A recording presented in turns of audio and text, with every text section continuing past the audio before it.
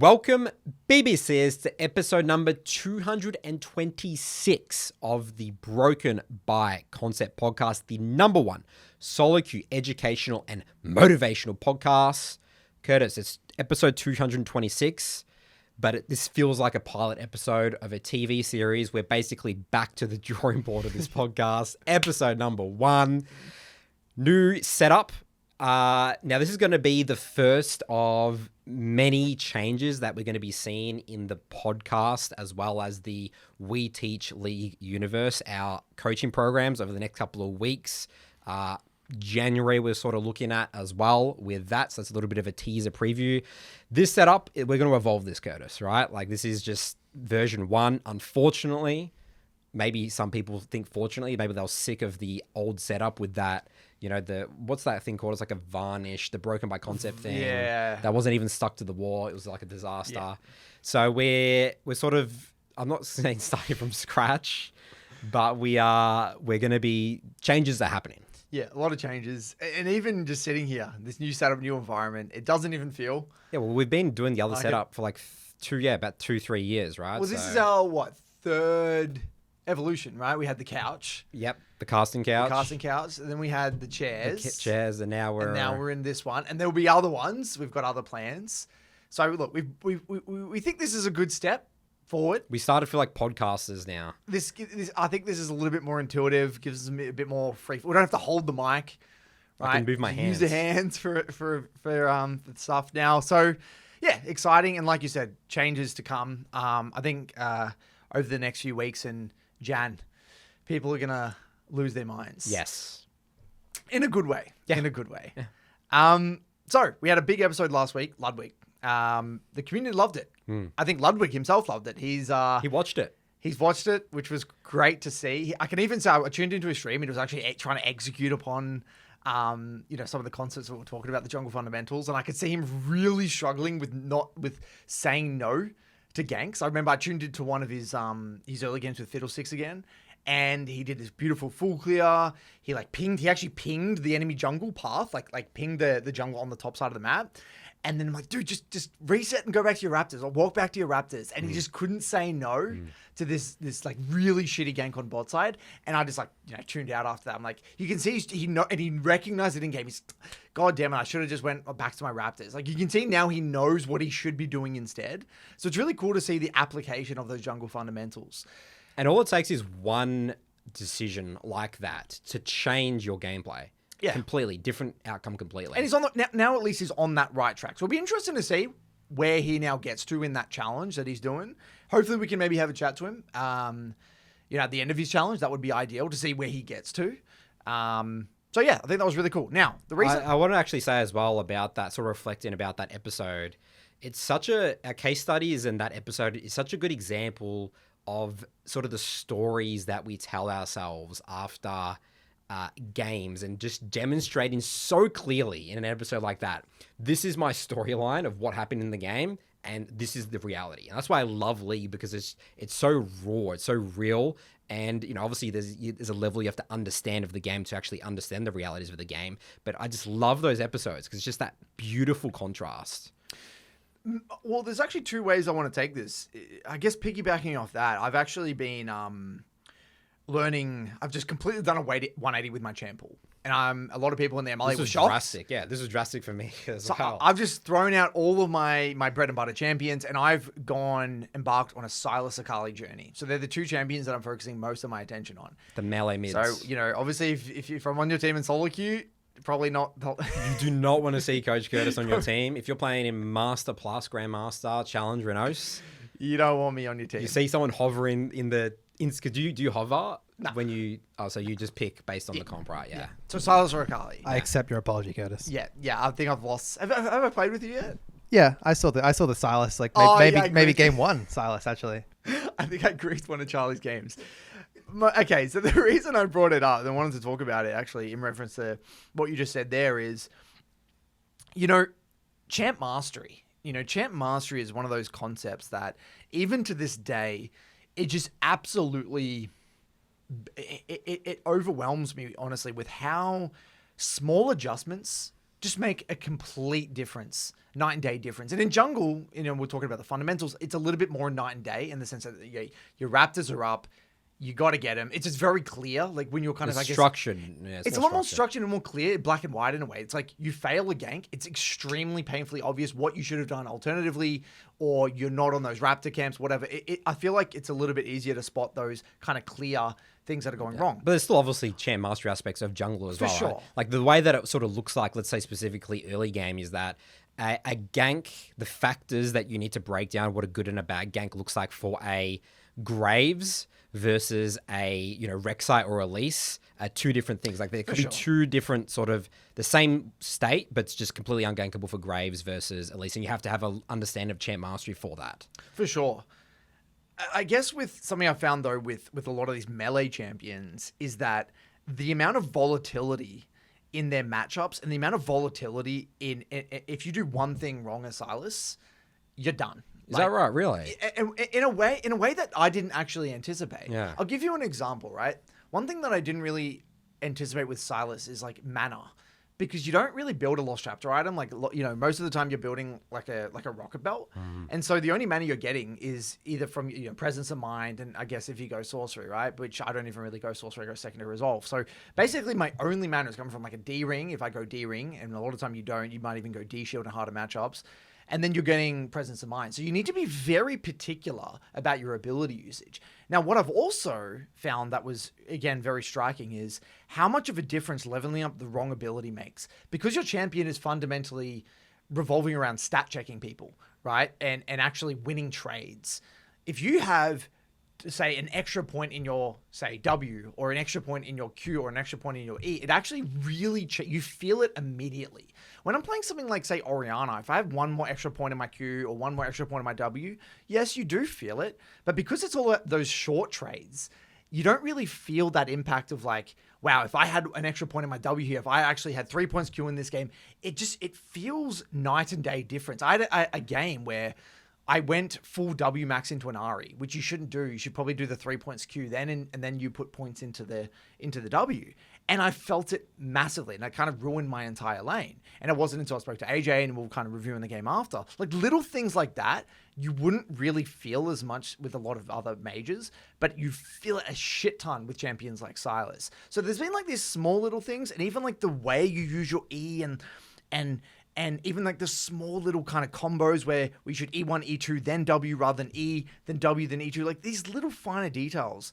It's just given me a deeper appreciation for the difficulty of these champions, but also how much the devil's in the details. And I guess in a long-winded way, what I'm trying to say is that every time I embark on one of these new learning journeys with a new champion, I can empathize more with the average client of what their experience is. And it just further reiterates my initial kind of, I guess, thought process about playing these champions in the lower elo brackets, playing Sylas in silver, playing Sylas in bronze, playing Sylas in gold. If I'm someone who's this experienced veteran mid laner, and even me, I'm really struggling to mentally reconcile what am I doing wrong with my trades? What am I doing wrong here?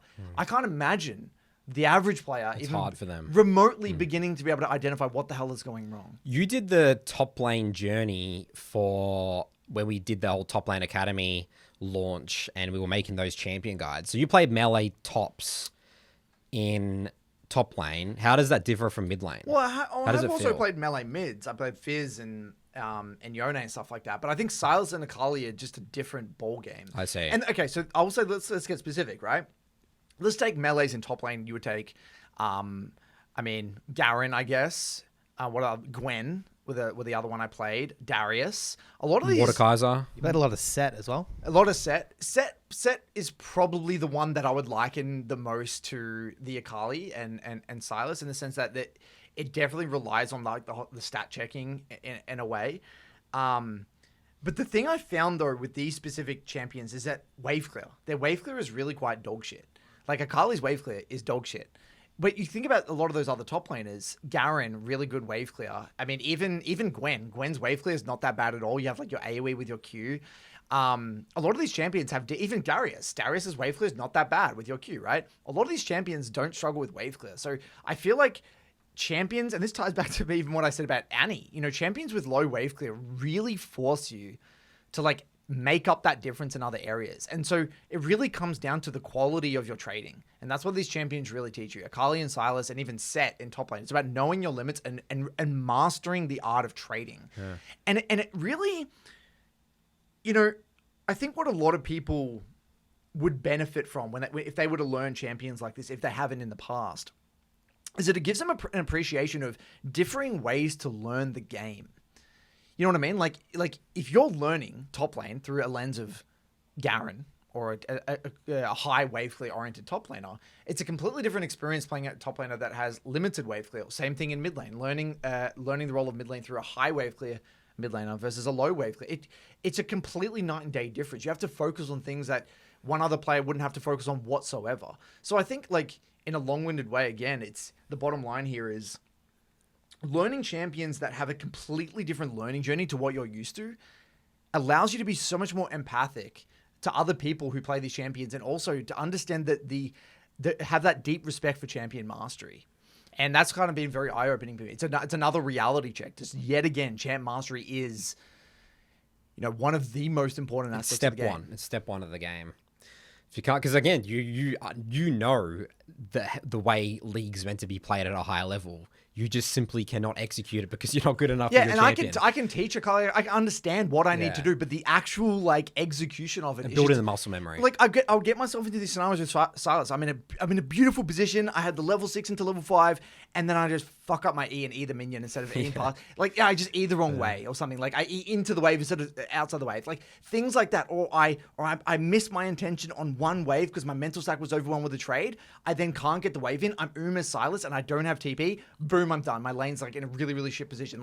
I'm missing these small things that if I was a coach, I could easily identify. You just got to shove this way. It's obvious. Yeah. When you're in the shit and you're in the middle of these heavy trades, you're trying to, I think I versed you in one of those games where you're playing Rek'Sai, Blitzcrank and Rek'Sai were constantly out of vision. I had no idea where you were in that game where I was playing Sylas into Ari.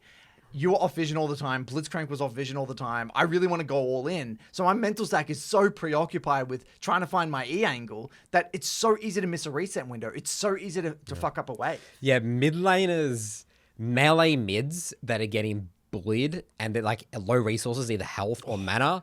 As brutal. A jungler, really, I'm either forced to sort of help them, and it's very difficult because, I'm going to be playing against a competent, let's say I'm playing against Shock or something in the mid lane. He's leaning the correct side and I have no options. And then now the enemy jungler can do whatever they want. I've definitely also I can definitely think of many end reviews in my games of, especially early game, where I'm looking to fight. I'm like, oh, Sylas is really good in these fights. And I realize he has no mana, going to the river fight or whatever. That's something that I had to work on for some period of time when Sylas was popular. I guess Sylas is really popular nowadays. Now. Yeah. So look, overall, I feel like I'm making a lot of progress. Over this past, even just my last, 2 blocks, I've made, gigantic leaps. Yeah. Quantum leaps in terms of my understanding and my muscle memory. So I'm excited to say, I feel like I'm on the right path. I know my reference points. I know what I'm looking for. I've now got a catalog in my mind of what I'm looking for in particular matchups. It's kind of coming together, but it's still a work in progress. So, but I'm glad I've made this decision to do it. It's a challenge. I'm getting in an uncomfortable state, but yeah, I think it's very worthwhile for me in the long run. So we talked this split that we were both looking to push for Challenger. I guess Challenger for you now, is that not on the cards? I'm going to still try my best. I'm just doing it through a different lens. I'm going to give, obviously my speed of climbing is going to be significantly lower learning new champions, but I think in the long run, it will make me a better player. And whether or not I get Chal this split, it is what it is. So. Yeah. So I'm just going to keep having a crack. Yeah, I've been having a blast on my Elise recently. I went through a phase with Elise 2 years ago. Remember when I went on that grind where I got 5 accounts of Master Tier? Yeah, you're like, what are you doing? What are you doing? Man, why do you have such a waste of time? Right? So I kept telling you, what are you doing, dude? And it was just and I was doing that with Elise. Yeah. And that was really fun. I remember that was during the off, when they had off seasons. So I had a lot of muscle memory. I played Elise.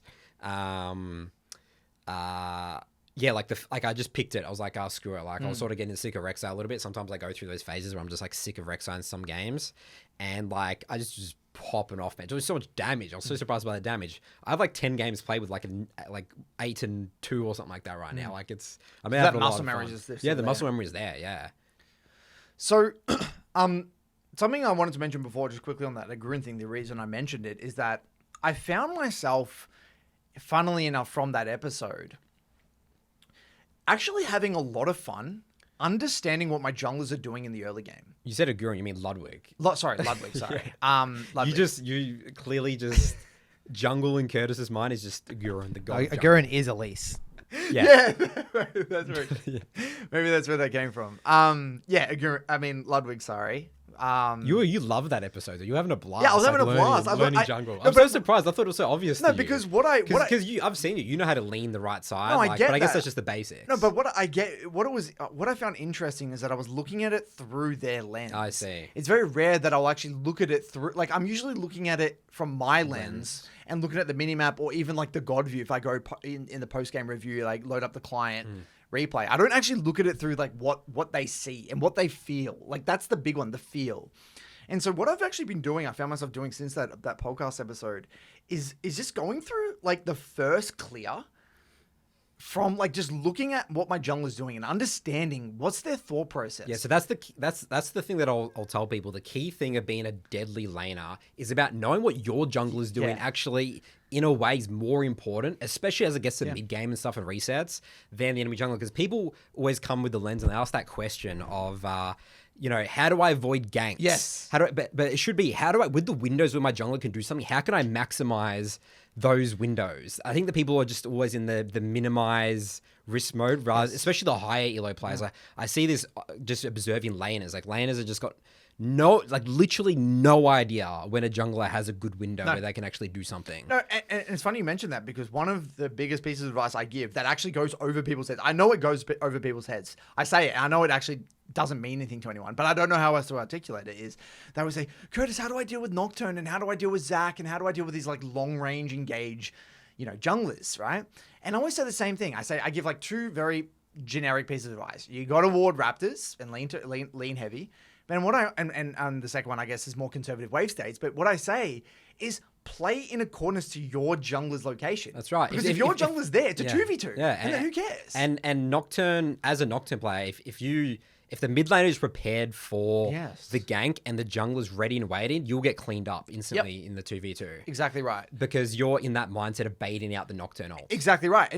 Exactly. And what the way you want to view it as a mid laner is that you're going to have your windows where you can do something because your jungler's in the area. And then you have moments where you can't do anything because your jungler's maybe on Krugs, they're resetting, they're doing another play elsewhere. And it's your job as a laner to understand when is it a green light using your kind of framework here, or when is it a red light. But people kind of view it in that, like you said, it's always in the yellow or red, because like, I don't see where Zac is. You don't need to know where Zac is. If you know your jungler's on Raptors, you don't need to know. No. They're permanently in that, the caution phase, but they're not realizing there's moments where you're completely safe. And that matters a lot, because if you don't find that window, right? Let's say you don't use that window where your jungler's in the area. That might be your only reset window. That might be your only opportunity to establish vision. And on that, just talking about vision for a second, something that is super, super misunderstood in the league community from mid laners, what I've noticed in my reviews, they understand, right? First of all, they understand warding. They get it. I got a ward, I got a lean, I get that.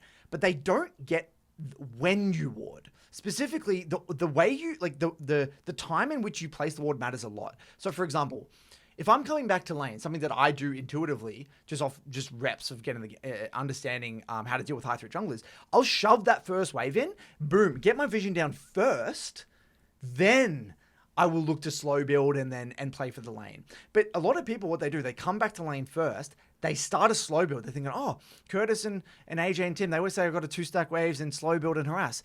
And then they think, oh, then I'll get my ward out. But if you do that, there's that huge window where you're easily vulnerable to a gank. Vice versa, again, another window, another opportunity is your jungler's in the area. You've had to play super defensive. You haven't had a warding window. Then your jungler comes through. Use that as leverage to get the wave out, get your vision out, then come back. If you don't use those windows, you're going to die to ganks. It's not as simple as just get a ward out and lean. Specifically, when you ward is a game changer. That's why we always say, get into the details. What you just described there, there's such a surface level question of like, how do I use my ward? When do I ward? But you got to get so specific. You got to get specific. And if you don't get specific, you'll just find yourself really, really struggling. It all falls apart. Yeah, and you get confused. So yeah, like going back to what I was mentioning before, the whole understanding the mindset of my jungler. Like, why did they do that? That's actually what I'm trying to figure out. Why did they do what they did? And I had this scenario, right, where it was like, I think it was like a my jungler did like a 3-camp bot side gank, and then reset, and their jungler also did a 3-camp bot top side gank. So they're on red side, we're on blue side. And then their jungler, like after their top side gank, went into our blue and like started like obviously gonna take the blue, take maybe multiple camps, because our Xin Zhao, who went for this 3-camp bot side gank, they did get a kill, but they were so low they couldn't continue the vertical, right? They couldn't continue the vertical, and so Xin Zhao based. Right, and their jungler's having a field day in the topside jungle, and then he was in, and the Xin Zhao was in a scenario where he didn't feel comfortable to vertical jungle on bot side because then his bot lane was resetting and the enemy bot lane had prio. So he rocks up to no camps. So he rocks up to no camps. Too late on the scuttle. The enemy's already got the scuttle. Then he's crossed back onto bot side. Their jungler's already had time to reset, buy Dirk because they got a kill on top side, and then is level 4, and then kills the Xin Zhao on it's end of review. Yeah. And that's the classic. Like, I literally have a list mentally of like the reason why the mistakes happen as a jungler. Because if you're in a play where you have no camps up and you have nothing to gank, what are you going to do? What are you going to do? You're going to force something. You're actually going to force a gank or just run into their jungle. That's how it works. And I would actually argue that the real mistake is that I think 3-camping bot side, the 3-camp bot side gank, you talk about this, is really risky sometimes. If you 3-camp bot side gank, sometimes even if you get a kill. Well, especially nowadays, it's so difficult to do because unless you know 100%, because a lot of junglers do Raptors start these days. If you know that they're starting Raptors, then if you're on the other side of the map, I think it was Graves who did actually. I think Graves did like 3-camp top side and then like gank top. Yeah, that's exactly what happened. Yeah, so yeah, you can get punished for that really hard. And the reason I'm not saying this just so I can justify myself to flame my jungler or anything. It's more, okay, I understand why this early game felt the way it did. That's right. Because as a laner, right, this is the tough pill you got to swallow, is that you're not fully in control of the early game. The junglers actually, the way I view it is the junglers are the directors. Like we're on a movie set. The junglers are the directors of the early game for the most part. We're the actors. Like the actual, like the laners are the actors. We play a big part, but they're directing the show. Yeah, I always say that the junglers for the first 8 minutes, they're the X factor of the game. They're the X factor. That's why I love the jungle position. It's just beautiful because imagine if Lee didn't have the jungle position. It would be very boring. The game would suck. The game would suck. It would It'd be absolutely very suck. one-dimensional. You need someone, Fog of War, bringing that X factor. And I guess support roaming these days is like the X factor as well, but right? Supports are kind of glued to their lane in the early game anyway, so you don't really have that. People would argue with that one, Curtis. Yeah, well, in the early, but I guess they're roaming on growth. Yeah, the right? first 3 6 waves. minutes. Yeah, that's right. But so you're spot on, yeah. And as a laner's perspective, the reason, again, the bottom line here is that it allows you to be more empathic to not only yourself, to other laners, but also just be like, okay, I understand why this game felt so difficult. I get it. My Xin Zhao is now level 3, died now, and their Graves has like 3 or 4 camps on top of him.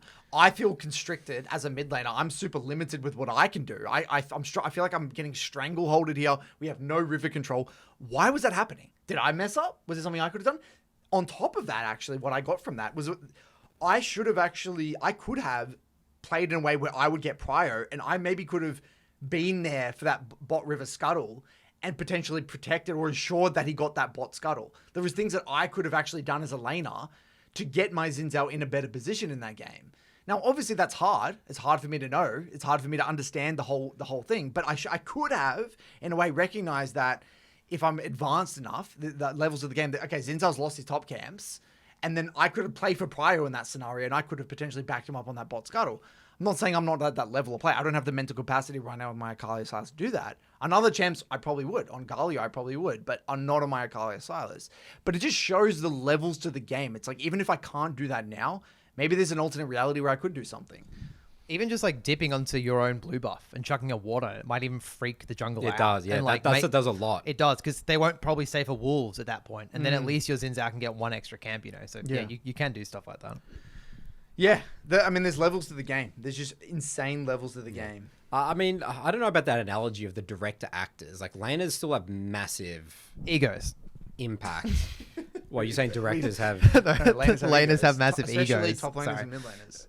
Had to take that opportunity there. Coach Kurt is I talking couldn't about. agree more. He's the They actor. do. He's the Leonardo DiCaprio. Yeah, he's the Leonardo DiCaprio. Like, Star of the show. no, you know how you have the director actors? They do the both. Like, I Right. feel like Lane is a sort of that. I wouldn't really say that they. I don't know. I don't know about that analogy. Yeah. I mean, I just pulled it out of my ass, Yeah. so I don't know. Yeah. You can critique me. like definitely. I mean, I guess it really depends what type of champion you're playing, right? Like a Shyvana is not really a director. True. It would be No, but kind of. the game. She's just making a different kind of movie. She's making a very slow, maybe a slow, silent like a movie. You know, preventing Like a the enemy 3-hour jungle. like a horror Scorsese. movie that scales and like right at the start it's Yeah. happy-go-lucky. You know what I mean? Like Nathan's early game- picking Shyvana drastically changes how the game goes. It does. Yeah, it does. So Nathan's early game's more like a really corny, cheesy comedy, like just like action from the get go. Yeah, there's a cold open, like a joke right off the bat. Yeah, 100%. No, it's the Michael Bay action scene. The first 10 Mission minutes. Impossible. The first 10 Mission minutes. Impossible intro. Yeah, 100%. Like, you You're know- climbing down a building right at the I start. always remember, the first Transformers. Yeah. You know that first scene where the chopper like comes in, I don't and remember then that, like though. he destroys the entire base. What was the Decepticon called? Megatron. No, not Megatron. No, No? it was God, what was it? It's the helicopter guy. You guys wouldn't know, but that Starscreen? I know that's another no, that's the Decepticon. Not jet. watched That's the jet Transformers in screen. years. That's the jet guy. Anyway, I forgot. Black something. So Black Hawk. I don't know. Anyways, that's Really important my. information. That's my. If you watch the first Transformers, that first 10 minutes, that's my early game. I'll have There's to action. bookmark that one. Glad we Yeah. cleared that up. Yeah, Yeah. take a look at that one after. Yeah, so that's kind of what I took away from the Ludwig episode, though. Just introducing it into my own kind of process. And I'm not going to say I'm going to do that forever, but it's just been interesting. It's sort of like your arc that you've gone down. Yeah, it's just been these an next interesting couple little of side weeks. quest that I'm Yeah. completing, and it gives me more understanding of the jungle role. So I loved it. So I've got another thing that I do want to talk about here. So Our next topic. Look, people did want us to talk there was this Freak video. Look, I'm not going to get into the weeds on this Freak video. Freak did this video talking about champ mastery. It was He gets into the stats, right? he gets into the weeds. That's Freak's strength, right? He really understands like The the numbers. stats and the numbers. We are terrible. No. At that. That's not our forte. There was one thing that I personally took away from the video because I did get it recommended a lot, which was basically when there is like an adjustment to champions, right? So there's like a nerf or a buff. And then, obviously win rates are impacted. You kind of intuitively think that a win rate is representative of how effective a champion is in general. Like you look at a win rate, it's like, oh, this champion got buffed. Look at the win rate. The win rate is super high. And a lot of us make these kind of very broad stroke assumptions thinking, oh, wow, the champ must be really, really good or really, really bad. Or conversely, a champ gets nerfed, you see the actual win rate drop. But you got to remember when something actually gets changed, the number of the players, the actual literally the player base changes. For example, you get a lot more novices of a particular champion who maybe want to capitalize on a champion getting buffed, right? So let's say Galio got buffed or whatever the hell it is, or Swain got buffed. You have this influx of new players. But the reality is that because there's more novices of an actual champion, that's going to impact the win rate, right? But the reality is that the win rate of a champion at the highest levels of mastery may not change. So the people who are like mastery 5+ or whatever it is that have the actual mains of that champion, that win rate may actually just stay the same. And so that's what I took away from it, in the sense that you can't look at these win rates on face value, especially when a new patch comes through or you get this new shift in player base, because we don't know at what level the win rate is getting impacted at. Maybe it's actually impacting the new people, like the novices, and they're just capitalizing on something. But at the highest levels of play or vice versa, you kind of get what I mean. But isn't the win rate sorted by rank? Like, what is... Because usually you go like Emerald Plus. No, but we're talking about mastery levels here, right? So someone in Emerald could first time swing. I see. You see what I mean? So that's for Freak's point. That's what he Yeah, is. well, that's one of the points. That's what I personally took. I think he had some other points, but that was the one that I personally took away from it, which was interesting. And it's interesting because champions like Katarina, for example, you know what you would think intuitively, a lot of people who play Katarina are not novices or anything. They're people who are just mains. Like they have 5+ mastery, whatever the hell it is. Like Yasuo and stuff. Yeah, exactly right. And so you kind of forget that changes impact win rate differently based off the type of the change and what part of the player base it's actually impacting. Is it the new people, or is it actually at the highest level? And a lot of the time, if the champion is played properly and optimally with maximum mastery, it's not really going to impact the win rate. The win rate's the win rate. It might just have a healthy win rate regardless. So even though with the novices, it could be negative or something, you know what I mean? So that's kind of what I took away from it. Outside of that, my brain started to melt. I really struggle with that sort of stuff. So, yeah. And then last thing, Charlie, you've been getting to work in the AD Carry Academy. And you sent me this VOD question of a client. Do you want to maybe riff on that a little bit? Yeah, sure. So, yep, AD Carry Academy. Been out for a couple of weeks now, going very well. Appreciate everyone who's kind of joined and joined me in the fun of AD Carry so far. I've been having a great time reviewing and we with will everyone. get Charlie a camera eventually to pan to eventually. Yeah, Charlie's sort of like a mysterious voice at the moment. Yeah. I like being the voice, honestly. I'm There you gonna go. Well, stick people in the here. AD Carry Academy will Yeah, know. they'll want you, Charles. They'll be like, oh, come on, get Charlie on. Because Charlie's sort of heading up that program, really leading that. We have a bunch of other coaches in there. But yeah, the ADC Academy, I'm popping. surprised how popular that role is. It might just be popular. because there's just like a lack of content and coaching in general for AD Yeah. Carry. But compared to other roles, but yeah, it's going awesome. Yeah, people are starved for They education. do. They literally look. It's like, please 100%. teach me how to last hit minions. Yep. That's what the That's AD Carry Nathan's role view is. of the That's role. my Maybe decision. mine. Yeah. That wasn't my VOD questions about how to... No, it's not. So the VOD question was, it's an interesting one. I'm not going to tell you who it was. It was someone from the Academy. Shout out if you know who it is. It's in the VOD questions channel. Around a clip. And the clip was an interesting one. It was a situation around 8 minutes in the game where someone was getting tower dove. There were a level 4 Jinx getting tower dove by a level... 8 minutes. At 8 minutes. Level 4 Jinx. 30 CS at 8 minutes. Getting towered over by a Cogmore at level 6 and a level 8 Swain. Getting pincered under the tower. Just getting spat at by this Cogmore at one side and getting thrown abilities out on the other side. And the question was quite a convoluted question, which basically said, like, what do I do? How do I deal with this situation? Yeah, like, do I focus Cog or Swain was the crux of Yeah. it. I was like, look at this question. I'm initially, like, because I know I've seen a lot of questions like this before, I knew that something's wrong. So you have to take a step back, right? And think, okay. And this is where the learning can come in for other people's situations is like, how hard is the problem I'm trying to solve? And is this a problem worth solving at all? Right? Which I know is something you guys talk about in your academies Yeah, as I mean, well. I have it for jungle all the time. People want to do these crazy invade situations, like a singed pushing them off blue buff and stuff. And Yeah. It's like, I'll give you some solution, but don't put all your mental energy into solving this problem. Exactly. Because like we always use the analogy of leagues like poker hands, right? It's like, that's maybe 1 in every 50 games. So why are we trying to problem solve that? There's so many other end of review mistakes that we should be But solving. where this gets tricky as well, people say, but aren't you telling us to get into the details? So yes, we are, but it's what details is, and that's the skill of reviewing as well, right? Like when someone is learning how to review, one of the first things they need to get wrap their head around is that they don't need to look at everything. They just need to pick a handful of things and being okay with taking a look at like 2 or 3 things, these things that maybe happened in the early game, maybe these first 2 deaths, boom, move on. Sure, there was a lot of other things there that maybe you could look at, but realistically, these other things are significantly more important, and you can only focus on so many things. Yeah, we're not like these AI bots. We're like humans with very limited attention and capacity. That's the problem, is that by looking at these really convoluted situations, it can sometimes distract people from looking at what's important, right? So if we were to take like 10 minutes, 5 minutes to break down this tower dive and talk about what we should do optimally, that's time that we could have spent looking at how the hell we got in this situation to begin Or just with. play another game. Play another game. Play another game. Yeah. Yeah, exactly right. Just play another game. I think when I get these sorts of questions, what I've taken away from it as a coach, coach perspective, is I always find it gives you valuable insight into the psychology of that person, where they're at in their journey. You know what I mean? Like I use it as knowledge itself. You know what I mean? Like I don't even look at the question a lot of the time. I'm like, why are they Yeah, that's asking your this question. Why are they asking this That's question? my Yeah. question. It's like, why are you sending this question? And a lot of the time that will give us insight into, oh, okay, that actually makes sense.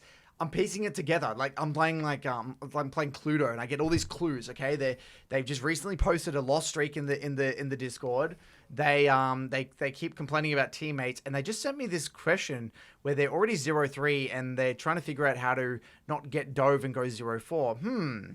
And you're trying to piece together all these kind of pieces of the puzzle, and you can create like a profile very quickly as to what that guy's psychology, where that person is at mentally, and then I don't even answer the question. I'll go straight to, so, what's your process looking like right now? Or when's the last time you took a break?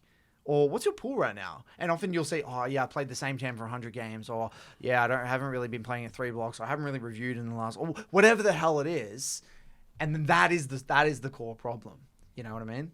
You got to get to the crux of those ones. Yeah. Yeah. There's a lot more going on than There's just a lot more going on than meets the eye. just the, how do I figure out Swain diving me that's 4 levels ahead of me? Yeah, trying to solve unsolvable problems is actually a pretty common, to be honest.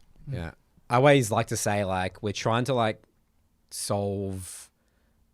I mean, calculus is probably easy for some people, but, like, not for me, right? So it's like, let's just do, like, just our multiple times tables before solving this sort of calculus problems, right? Or addition. What's the hard maths thing, Curtis? You did maths. I don't know. What's the in specialist maths that we did? Algebra? No. What are you talking about? No, there was another. Can't remember. You didn't do specialist maths? No, but there was people that I knew did. No idea. Anyway, hard math things. That's what we don't need to be solving. Let's do our times tables first. I think times tables are pretty difficult. Should we do a quiz? Yeah, let's go. Send me one. I was a I'm times not gonna tables do that. champion in my primary school. Don't know how the hell that happened. Yeah, I don't know either. That was You the went peak. downhill That was the quick. peak of my schooling. It's like my times mimicking. It tables. was mimicking your League of Legends journey. The peak rank. Yeah. I was also obsessed with times tables in school, by the way. I was really Yeah. good at it. I think there's a correlation there. Being Peaking good early. at League and being good at times tables. Yeah. You're peaking early, and then you come back up, and then reach your peak. I again. see. Yeah, I definitely did a dip in my education after that times tables But now you're champion. peaking. Yeah. All right, moving on. Yeah. Okay. School post. I forgot that I had a laptop here. I probably could have looked up the Decepticon here, by the way. That I will be looking at after this episode. As soon as Curtis starts speaking, just zone out and start looking up the Decepticon. I'll be typing in Transformers here. Like, This is what are good. the Transformers Decepticons? I'm enjoying this new podcast setup. We're injecting some chaos. It's a chaotic episode. All right. This is a good question here. This is from Ludwig. But I think this is actually this is a coincidence. I think that's like Ludwig. He's from the 80 Carry Academy. It's not. It is not Ludwig. On our school community. No. But like he's like it's Ludvik. Yeah, he's from the 80 Carry Academy. Okay. Yeah. Oh, cool. All right. This question here is, or the post, fighting to fight. I have come to hate the way people talk about fighting for nothing. And I think we're all guilty of it to some extent. It is a buzzword that is used to quickly summarize why a fight was bad to begin with, often because objectives are down, camps aren't up, waves haven't met, and simply when winning the fight wouldn't give much outside of the kills themselves. I agree that knowing what you're fighting for is fundamentally important part of League, and when you do fight for nothing, it is a good sign you might be taking unnecessary risk. However, every time I've seen or heard it used, it is said not only with an air of arrogance, but always with a negative connotation. People say it like fighting for nothing is always bad, and I completely disagree with that. The perfect example of this was on the most recent BBC episode where Ludwig gets invaded, loses all his camps, and then runs headfirst at them without ult and dies 2v4. But his support, baiting his support to die with him. It was a terrible play in and every regard, no matter how you look at it, and one of Nathan's key takeaways was, what am I fighting for? It is great feedback to get Ludwig to start thinking about it as an idea, especially because he might have felt forced to fight when he really wasn't, and that it is the key takeaway. But the way the advice is given feels the same as if he started Drake with all his camps up, as if fighting for nothing is fundamentally always bad. Okay. Is that it? Yep, that's where we'll stop there. He goes in a bit more about it, but I think that's a good summary of sort of what fighting I'm to saying. fight. Yeah, like he says here that it's like it's The just way it's- negative nature, and they're weighted the same. Yeah.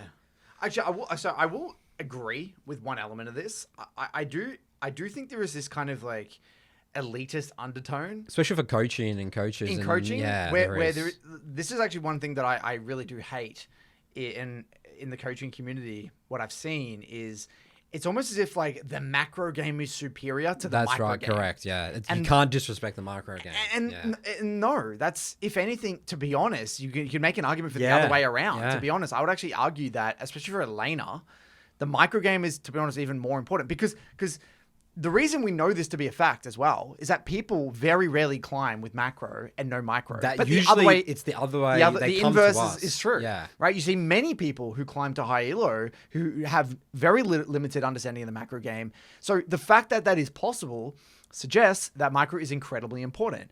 So at the end of the day, you cut all the fat. League of Legends is like, you got to It's a fighting game. You can't kill. You can't avoid it. You can't. As much as people like to think this way, and it sounds like cool, so and cool, and like yeah. Korean esports and like Korean pro players, the season 4, 5, 6, 7 era, you watch the pro games and it's like 1-3 by like 25 minutes, and like you have like this idea of perfect League of Legends is like you can win the game and get objectives and all that without fighting, but that's not the reality of solo queue. What 99% of people's experience are, and how you even get good at the game. Those players in those games didn't play the game. That's to get to that level is.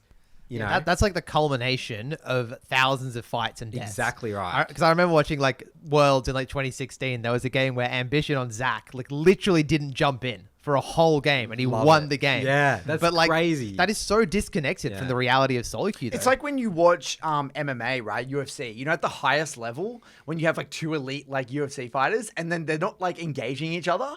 That's not because they can't engage. It's because they both respect each other so much, and they're both so capable of countering. That's why you don't see as much action. But if you look at an amateur fight, they're just going in like crazy. But it's like Zac, like you mentioned with Zac. The reason he probably wasn't going in with Zac is like he knows the moment he goes in, they're going to avoid that E, peel it back, and then he gets screwed. But in lower levels of play, you got to just get in there. You got to know your limits, and no one is playing it perfectly. So there is going to be plenty of opportunities. I mean, I like this post. I do. I think, yeah, like I want people to be aware of fighting for when they are fighting for nothing. And you like when I fight for nothing, I'm fully aware of what I'm doing. A lot of people with my coaching class, they don't realize that's the sort of problem. Realize. But yeah, you have to. I mean, at the end of the day, you have to. And you have to get good at fighting. You have to get good at fighting. Like for that nothing. should be honestly when you're playing League, like when you're learning, your mindset should actually be League is not a strategy game. Right? It is at the highest levels, it becomes a strategy game. For the majority of your journey, it's simply a fighting game. And you got to get very good at fighting. And your priority should be to get strong and fuck shit up and fight. That should be your mindset. I've got to get my items so I can rock up to this fight and kill people and do that well and do that effectively. And I think that what his main critique is here is, like he was mentioning, it's the way that advice is delivered. And we got to be careful because I think it can...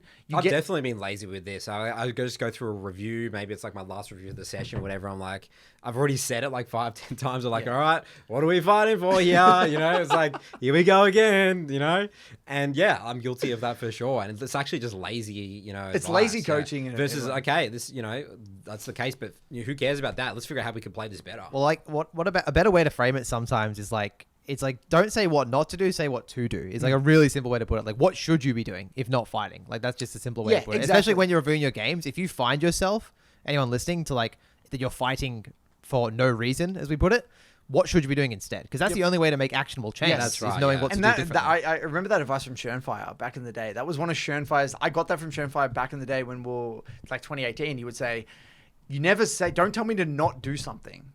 Tell me what to do.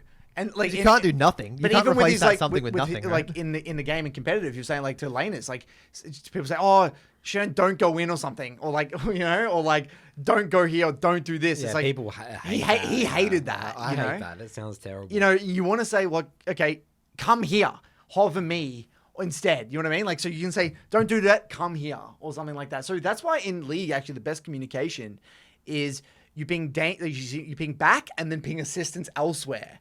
So if you want your jungler, say, to like get off an objective and then hover you or some shit, you do back, and then ping assistance where they should be. That way, it's like you got the multi-level directives. But yeah, no, I think this is a really, really good post. And I think that as coaches, you need to be very careful about making particular aspects of the game sound more appealing.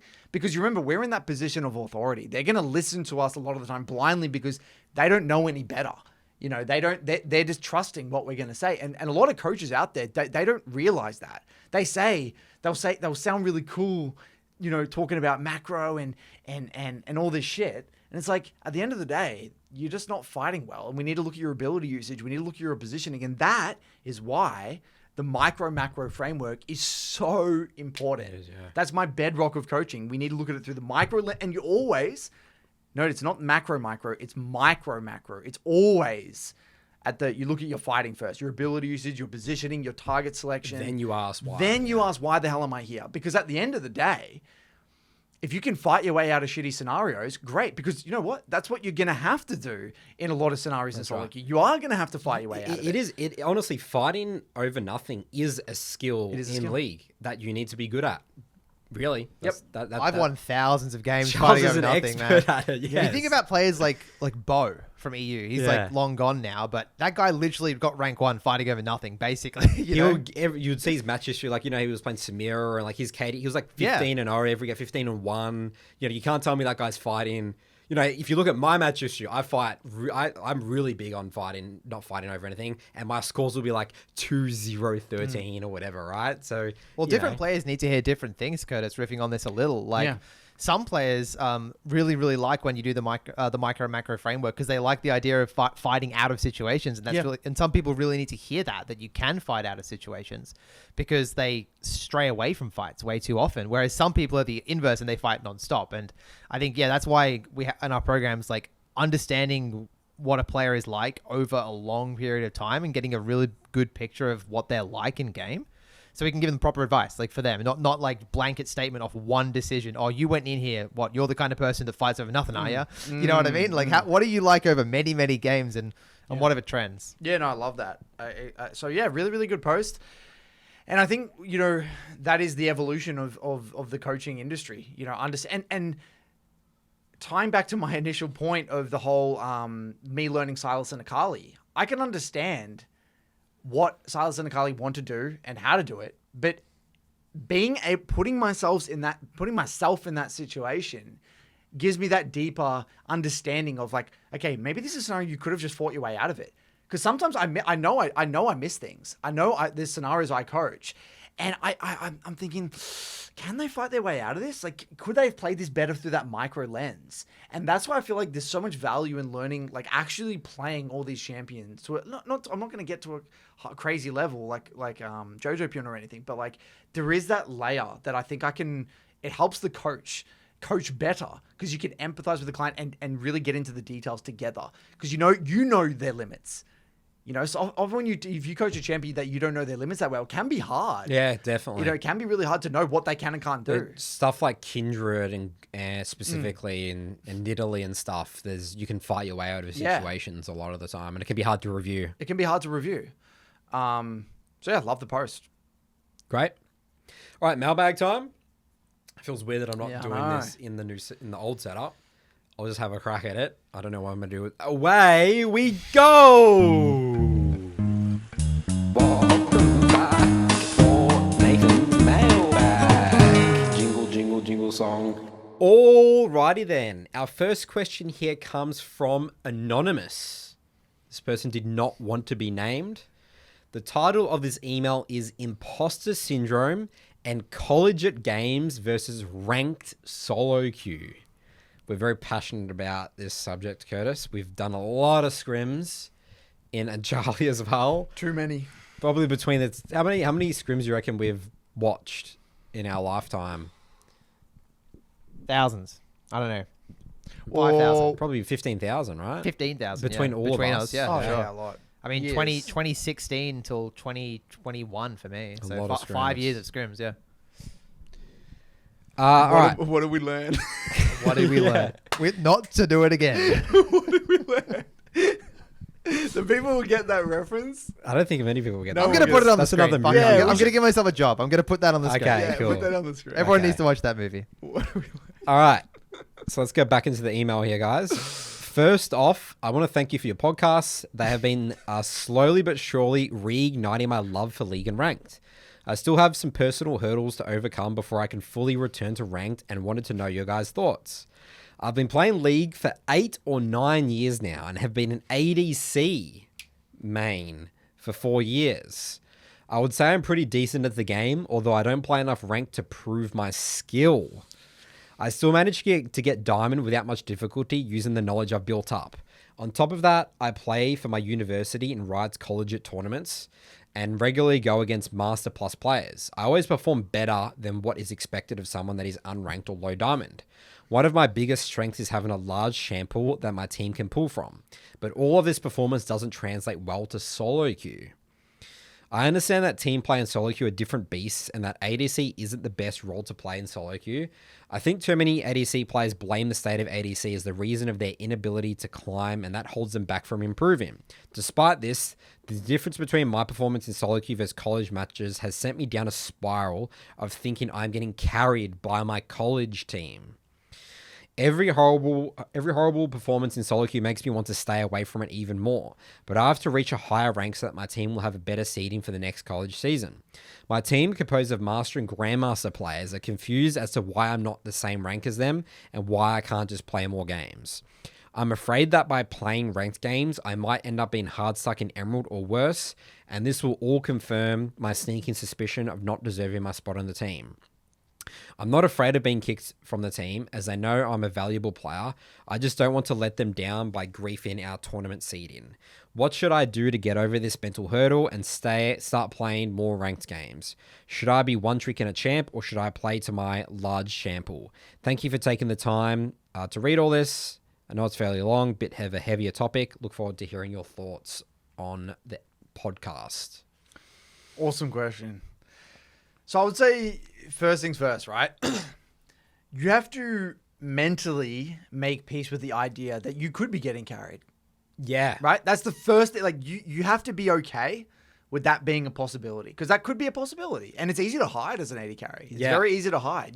Honestly, I'm just going to say flat out, I think he is getting carried. Potentially. Yeah. AD carry in a team environment, if I can just have some input here, is actually playing AD carry on easy mode.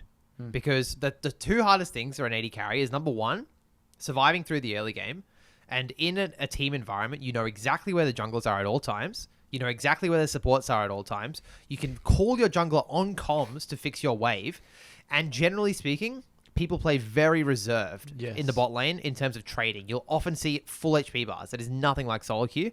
And then the other part of the game, which is way more on easy mode and competitive, is the team fights are so much more structured and way easier to play. Front to back, we've got Orns, we've got Mailbag. That's the big one, the comps. Yeah. The comps. The comps are built around the AD carry. And then you've got mage mids, and it's just front to back fights. And it's literally playing like with training wheels. So you will see situations where if you have decent mechanics, you can rock up to these tournament games and you can look like you fit in.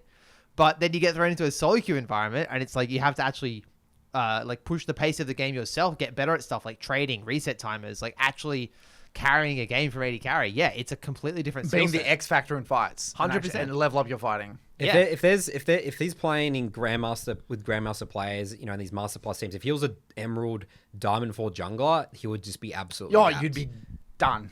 If you're a solo laner, even a support, you would get gapped, to be honest. I think support as well. Less so than like a solo laner, but a jungler, 100%. Well, if you're an Emerald support versing a Grandmaster support, it's going to be impossible for your laners to play. Yeah, you won't be able to play the game. But AD carry, you can actually just slide under the radar. You could slide under the radar. That's why you do see a lot of rookie AD carries in competitive as well. If we're going to scale this up, you look at players like Pays or Masu from America or Korea, where you can slot these raw, talented mechanical players into these teams. And the analogy doesn't fit perfectly, but like they don't know exactly what to do. Wasn't that even the case with in T1 back in the day with Teddy and Gumayushi? Yeah. And, like Gumayushi, like day one, like coming from like playing LCK for the first time, was like doing good, was doing really well. Like you'd never see that with like a mid laner and things like that. They'll get shit on. I remember Charles, you would obviously know this. Remember Wild Turtle, his first game with TSM? Yeah, Pentakill and Caitlyn in bot lane. 100%. He replaced Chaos, a long-time player. Turtle was just some raw young kid with mechanics. He was rank 1, but he was rank 1 in solo queue at that time, though. So the reason we're saying all this is that the reality likely is that you are getting carried. And so that's the tough pill that you're going to need to swallow, right? Now, we don't know for a fact. It's just a high probability because we can only speak in probabilities here. Now, Charlie's just elaborated on how that could be the case, specifically why that could be the case. The real challenge for you is going to be making peace with that fact and actually taking action, stepping forward, like going forward. And so really what you're going to have to do is you're going to have to bite the bullet and play soloq and accept that you might get kicked off your team or whatever it is. That is the reality, right? And so, but the way I view it, it's very simple. Would you rather have this like gnawing feeling of guilt and anxiety and just imposter syndrome every single day you play a competitive game for the entirety of a whole season? Or would you rather just take the situation head on, actually become a better player and take control of your situation? It's a no-brainer, in my opinion. It's an absolute no-brainer because the real advice here is that you're not going to become a better player in competitive games. It's not how it works. It's not how it works. You're very, very limited with how you can individually improve in those environments. You need to use soloq as your main training dojo. And that's the way you should view it. Rank is simply a byproduct of how good you are at that particular role and at that particular champion. That is the reality. So you need to suck it up, really. You got to suck it up and you got to get it done. And you will thank yourself.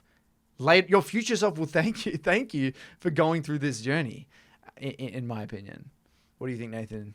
Yep, spot on. This email just shouts to me. I feel like he has bad soloq games, underperforms in Emerald Diamond, low diamond games, and that's hurting it. Like he could go down the route of literally just ditching soloq and just being the competitive guy. But those players don't last. They don't last. They will be. It sounds like he's unsatisfied with that. That's what he's done, and he's written this message because he seems like he's unsatisfied. Yeah, he's unsatisfied. Yeah.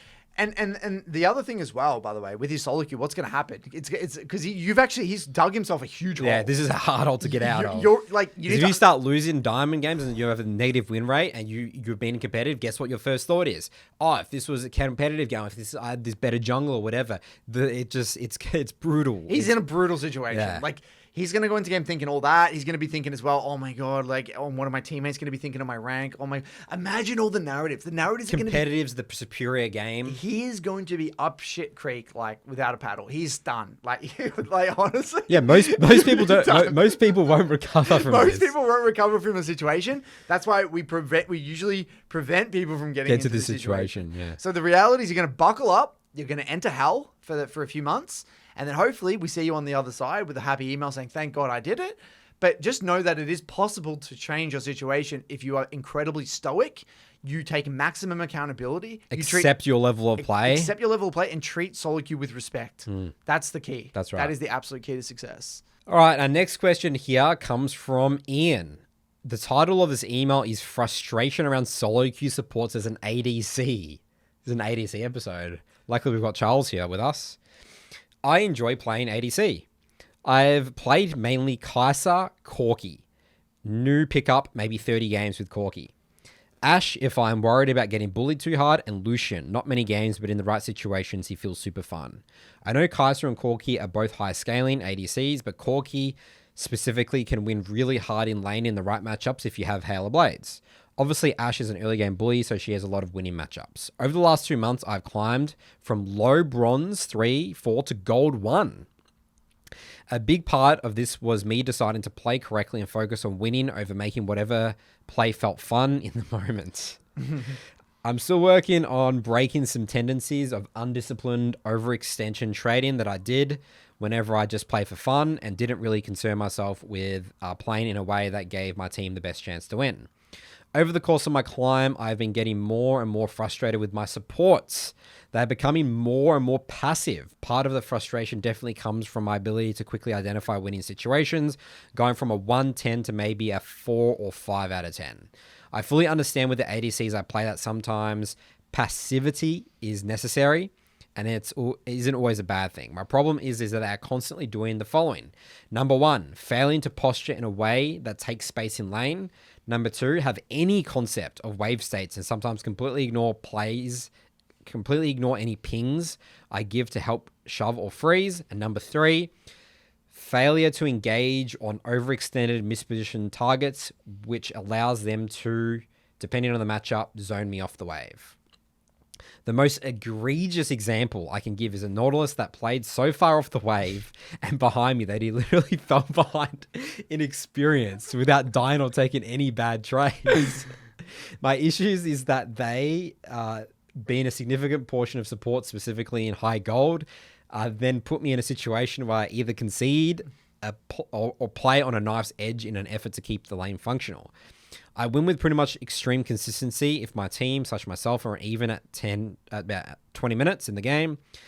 The conclusion that I am at right now is that I should accept their playstyle and just try to keep up and win my games through late game shot, calling, and solid team fighting position while maintaining high damage output. Yes, this idea works and allows me to win games. My problem is that it drives me completely insane. I hate sitting in lane and accepting the idea of not trying to maximize my laning phase. Do I just tell myself it is what it is and move on instead, or of trying to maximize what the lane has to offer? Do I just try to be as adaptable as possible and adjust to my support's playstyle? In theory, would being as adaptable as possible to my support be maximizing my lane? If you couldn't tell, I am somewhat losing it over here. Any advice would be awesome. The podcast has the best league content I've ever listened to and is incredibly helpful. Still have never reviewed a game though. Maybe someday. So Charlie, you want to start? Yeah, sure. Come review a game to start off with. That would be a good idea. Yeah, especially now we're getting to gold. Gold 1, Yeah, platinum, definitely. we need Gold. to start. Yeah, start getting curious and because sometimes when you're playing a game, you don't have the best idea of what happened. If you're just trying to recall it, it's much better to actually look at what happened to get a good idea because, I mean, we could go down many rabbit holes with this one, but one thing I do want to bring up, which is very practical that you can do is the ace mentality, right? Which is something that Cupcake, Andy, support academy head, has invented. I believe he invented it. Yes. Yep. So it's a 3-step process, which is basically acknowledge the best play. So you know what to do. Sounds like you think you know what to do. Great.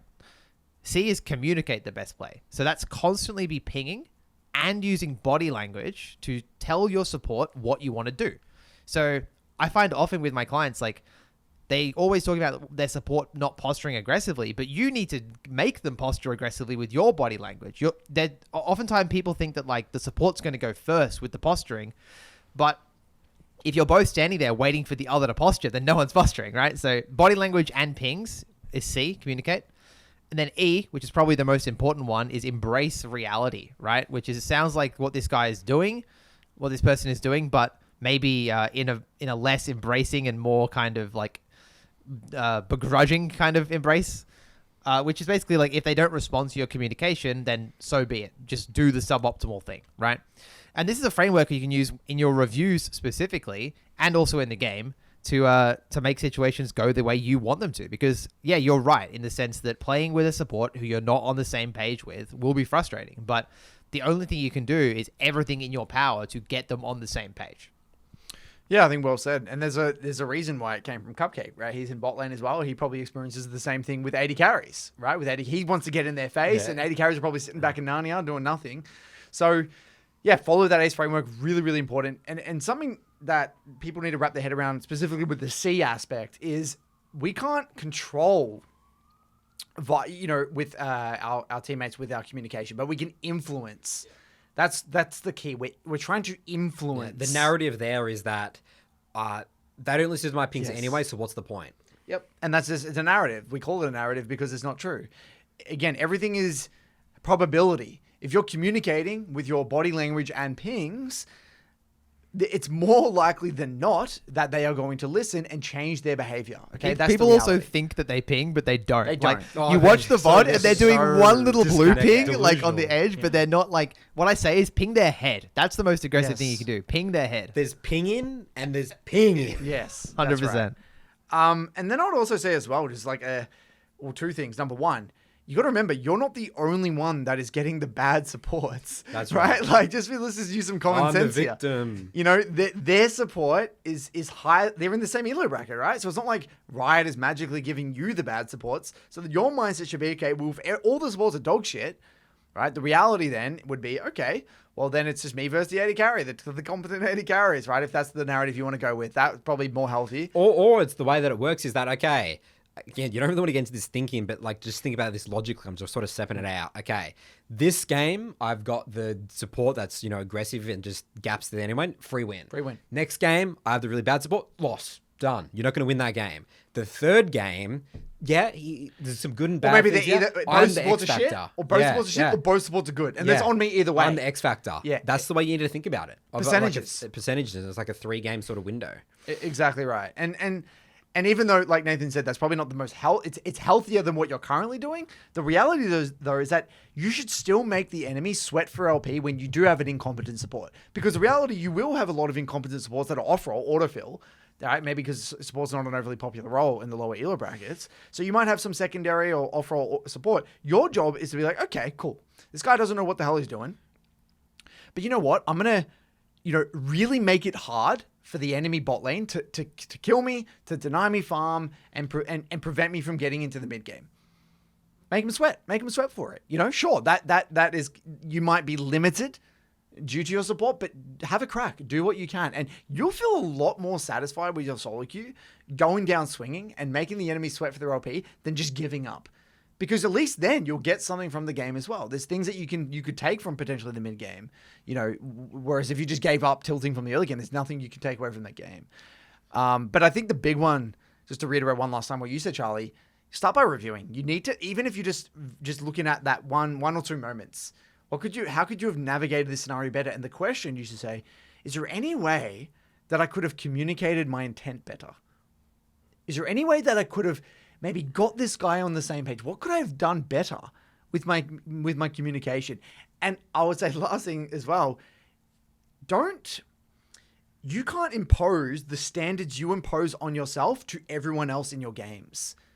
You're on your own journey. If you're listening to this podcast and you're getting coaching or whatever, you're not on the same, highly likely, you're not on the same level, mentally in your approach to the game than most of the other people. If me or Nathan were to go in a game thinking everyone's thinking about the game like we do and everyone should be thinking about the game like we do, we would get nowhere. You cannot impose your standards on anyone else. They're your standards for a reason. So if you go around and being a lot more kinder and empathic to people everywhere around on your team, be like, oh yeah, this guy's probably dicking around, it's autofill support. Cool, make do. That will help you mentally with your expectations, managing expectations. And I actually start at the bottom. I would say you start the other way around. Everyone's likely no idea what they're doing, and if they do anything well, it's a surprise. Thumbs up, great. You know what I mean? And it doesn't get any better either, which is why it's important to remove these expectations now, because tying back to the Ludwig episode a bit, like when he was saying, like, as a joke, like, it'll be better in gold. It's like, your support is not going to be on the same page of you at least 30% of the time, all the way up to the top. Yep. So get used to it. This is the movie episode, quoting Brad Pitt from Moneyball, adapt or die. All right, next question here comes from... Sorry, what was the Transformer? Blackout. We looked that up. It's Blackout. He's the chopper at the beginning of that Transformers movie. They did that on the record. Yeah. All right, next one here comes from Gabriel. The title of this email is, Can You Terminate the soloq contract? Hey guys, huge fan here. My name is Gabriel. I'm a 22-year-old League of Legends player from England. We have some England heritage here on this podcast. Between Charlie the went three to of school us. in England. Yeah, there you go. Born in England. I've been playing for almost 4 years now, and my peak from past seasons is Diamond 1, but my current rank is Diamond 4. So let us get straight into the story. When I started playing League, I became a Yone one-trick after just months of playing. This means I've now had 3 years of consistently one-tricking Yone and only playing a little bit of other champions. I started as a Yone mid-main, but in the last year or so, I've started playing Yone top. However, I recently started climbing and was doing fine before I got to Diamond 4, where I've had a bang-on 50% win rate. Like, I've played 50 games and went 25 and 25. I attribute this mostly to a sloppy mid-game where I do well in lane but then cannot execute properly in the late-game team fights. I think I then picked up Camille and now have between 200 to 300 games on her, and I realized I enjoy her playstyle more than Yone. It's so much easier to execute mid-game with Camille as she has more simple reference points, with her ult being an easy tool to pick enemies, whereas Yone ult is much more complex to use. It makes me blame Yone for my ranked woes. Sure, if I was a better Yone player, I'm sure I could get Master easily, which is my goal, but something about him makes mid and late game feel so insanely difficult to navigate compared to when I play Camille. Overall, I find Camille so much more fun to play and realize I gravitate more to champions who have high pick potential to make my mid to late games easier. However, I feel like in the BBC, you often talk about how one-tricks have signed the soloq contract and must fully commit once having decided to one-trick a champion. My question is, can the soloq contract be terminated if someone changes their mind about their one-trick and wants a divorce? I love Yone very much, but I think we'd be better off apart. I know this may break his heart, but I think he's used to being broken. Thank you both very much for your awesome podcast, and I respect you both a ton and appreciate how you are both positive role models for League of Legends players and also young men in a more general sense. It is important to navigate the world with rationality and understanding, which you both have in spades. Great. That's very nice of you. Now you have got to be nice to him. Yeah, can't give him. Yeah, got to be nice. Curtis, we never compromise, Curtis. Okay. We go hard. We were telling the 80 carry before, Yeah, we'll roasted him. you know, the competitive that's guy. right. All right, let's obliterate him, Nathan. Yeah. So we'll have up. People might be asking what the soloq contract is. We'll have that episode pop up. Charlie's going to edit that. We'll have to remind him. That's going to be more in depth around that. We might even redo a soloq contract episode. I think that might be good as well. So the reality is that the soloq contract, there always is like an escape clause, right? And the reason for this is because, you know, League is only a hobby, right? The reality is that you can't take League super seriously because at the end of the day, it won't be fun. And if League ever starts to feel like it's like a lock-in contract and I got to rock up to my 9 to 5 every day. And it's like, it would literally feel like a second job. And I've had people say this to me. It feels like I'm getting on the Rift and clocking in for my second job. That's not a healthy mindset or approach to soloq. And so the key to not only sustainability, but genuine success in League of Legends is fun and satisfaction. If you feel more satisfied and have more fun with particular champions, great. Now, what I will say here is that this will have a mark on your record, though. And that's what I would say. So if you're consistently writing up these soloq contract and you're consistently, you're a bad leaver of multiple companies or whatever the hell it might be. It's on your resume. It's on your resume. We got it. You've been to jail a few times. The employer will ask, why have you been switching jobs so much? Yeah. And at the end of the day, that will stack up, and that's the reality. And so you got to be careful, and that's a sign, right? If you're constantly, you're like, this is it. I found my OTP champ. This is it. I'm gonna play this for 100 games, and you get like 30 games deep, you move on, and you do it again and again and again. There's probably something going on there that you need to investigate. So yes, it's okay to kind of write up that soloq contract. Just keep in mind though, that there's probably something there that you got to keep an eye on if it's happening regularly. The Hangover, Alan on the top of the roof, the blood pact. You cut your finger. We don't have to do a blood pact. No, with our champions. Yeah, no. All right. Life or death with the champion, ride or die.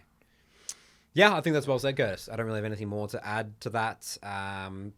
Let's have fun. It sounds like you're having I personally, just the way I coach the game and sort of what I've just observed, champions with clearer reference points, people just in general have a better understanding of the game. Because the moment you don't know what's going on with the game, let's say Yone, like you're missing Yone else or Jarvan missing EQs, you just get a bit confused and it's like, Well, Yone really in general actually has incredibly... I'm thinking top lane as well. Yeah, Yone top has... just Yone, but Yone top as well. So what is his reference point? You have very unclear reference Yeah, points. like how do you win games? Deal damage. Well, that's it. Just kill people. Well, Yone is a skirmish-oriented champion. So there's actually a lot of champs like that where it's not about... I guess theoretically you're looking for conditions, but the way I view it is that you're more looking for ways you consistent ways to fight. So what Yone is looking to do, the reason why a lot of people struggle with champs like Yone is because there's like conditions. Okay, I've got to stack off. I need to have my Q stacked up before I'm rocking up to fights, whether it's stacking off jungle camp, stacking off a neutral objective. So that is a reference point, but it's not a traditional reference point in the sense that like you're looking for a particular, to get something particularly done in a game. So all your reference points revolve around how you fight. That's the thing with Yone. You've got to be very adaptable. Whereas with Camille, like we've got Camille in the TLA, right? I remember making that guide. She's the shove and move specialist, right? It's super clear reference points. Literally just get to your Triforce, then start shoving out waves and roaming around. Like this guy's noticed intuitively, the ulti and the E are just the best pick tools in the game. So just go around doing that and you get so much harder on Yone. Yeah, totally. So yeah, have a crack. Keep us updated. You know, and at the end of the day, if you swap again, cool. Make a note of it. But at the end of the day, League should never feel like a second job, and it always should be fun, fresh, exciting. I want to end this episode, Nathan, with one story from a client. He came in to a review, and he said he's played basically 100 Orianna games, right? And at the end of the session, we got into the details. We had this great review, getting into the details, and I said, you know, I gave him some learning objectives, and at the end I said, you know what, man? Like, if you're playing this many Orianna games and you haven't really played many other champions, you might actually just want to play some other champs. And he's like, oh, I kind of feel okay. But I'm like, I promise you, you will probably make more progress playing champ pool cycling or having an additional champion champion your pool, 50 games of Arya, whatever the hell it might be, and playing Arya alongside your Orianna, than if you were to play another 50 games with your Orianna.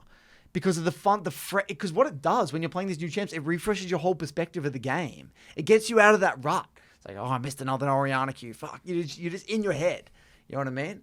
So, like, don't be afraid to champ pool cycle. Champ mastery is very important, but we're not robots. We're emotional. We're emotional creatures. We like to think we're super rational all the time and level-headed and calculated, but the reality is that we have all there's other complexity there. Human nature. Love it. All right, that wraps up our episode today. Cut. Again, changes has happened. Let us know. People probably didn't notice, but we literally have like bubble wrap because we got the wrong Now mic they'll stands. notice. Now they'll notice. Well, now they'll notice. That's why I left at the end of the episode to get these mics going. So we got some changes, and again, exciting things ahead. So stay tuned. Let us know if you guys really want us to go back to the other side. No, I'm just kidding. Absolutely not. We're committed. So yeah, let us know what you think. See, is it more podcast feel? What's the vibe like? Let us know in the comments. We'll see you guys next week.